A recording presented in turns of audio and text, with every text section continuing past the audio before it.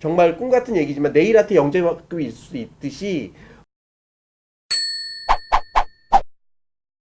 우리 앞으로 영재원 다 계속 학부모의 관심은 더욱더 높아질 것 같은데 어떻게 생각하세요?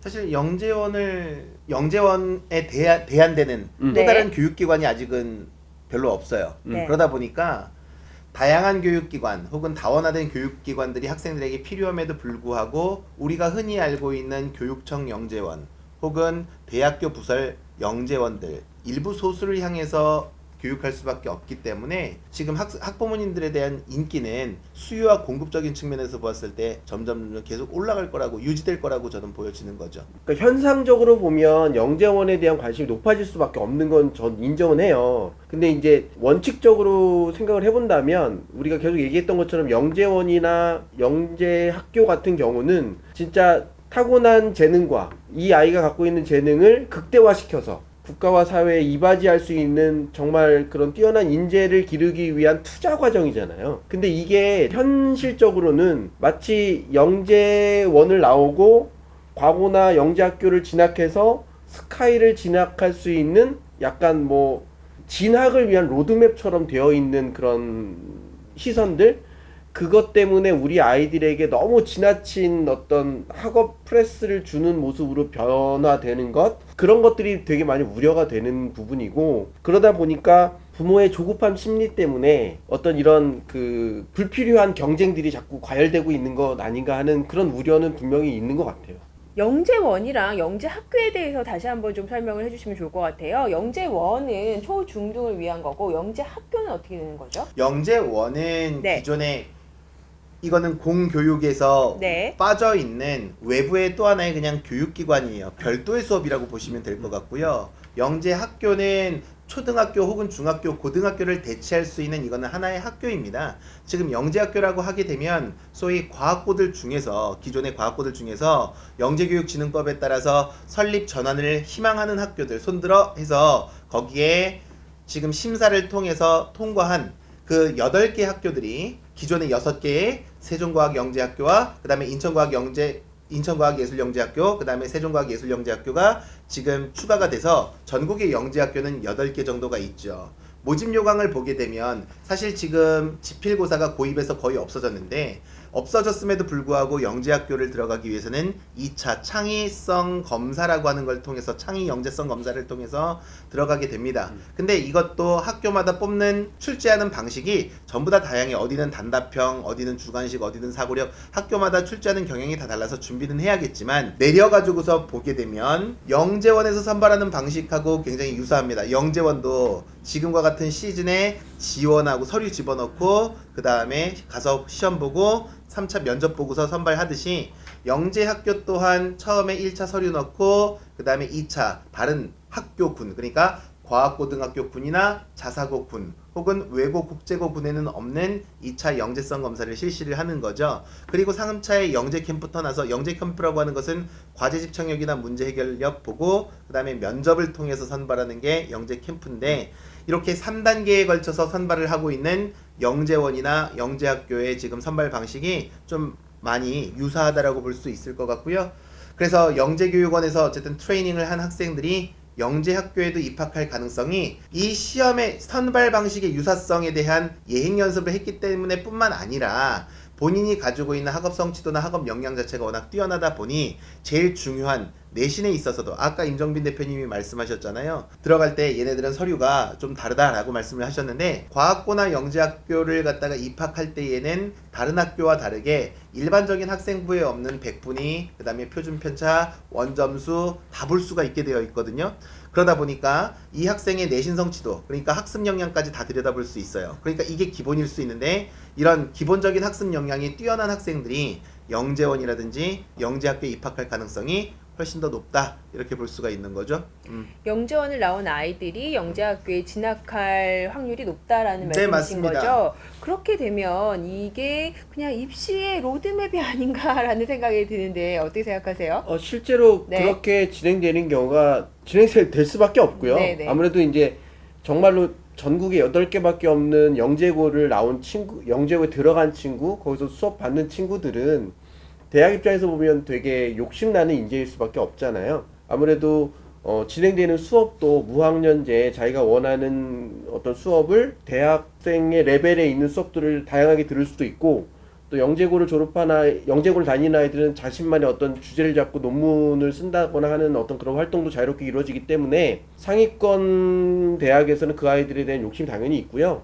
또 이 아이들을 뽑기 위해서 뭐 특기자 전형이나 이런 전형을 통해서 이 아이들을 별도로 선발하기도 하고, 그런 모습은 당연히 있을 수밖에 없는 모습이라고 생각해요.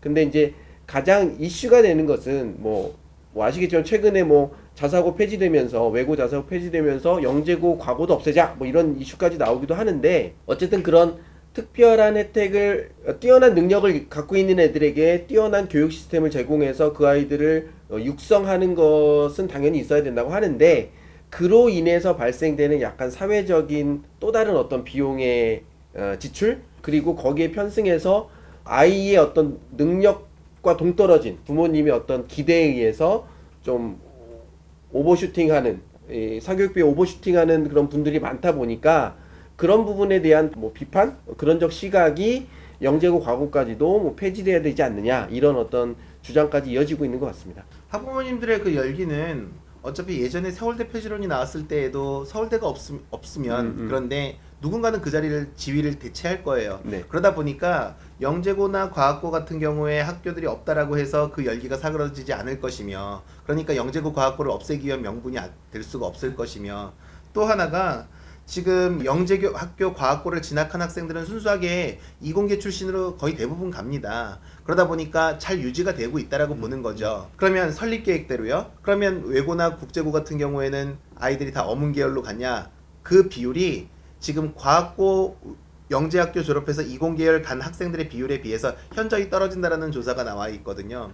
그러니까 얘네들은 순수하게 잘 운영되고 있는 거예요. 과학고나 영재학교 혹은 지금 학생들이 가지고 있는 그 잠재적 능력을 발현시켜 줄 수 있는 다양한 기관들이 조금 더 많아져야 된다라고 하는 것이 저의 생각이고, 이것들이 문제가 있다라고 해서 그 문제점을 여기에다가 같이 덮는 네. 것은 사실은 좋은 지금 현상을 판단하는 방법은 아니라고 생각이 듭니다. 그러니까 거기서 제가 한마디 말씀을 더 붙이자면, 지금 이제 제가 주장해야 될 이런 이슈하고 일맥상통한 얘기인 것 같은데요.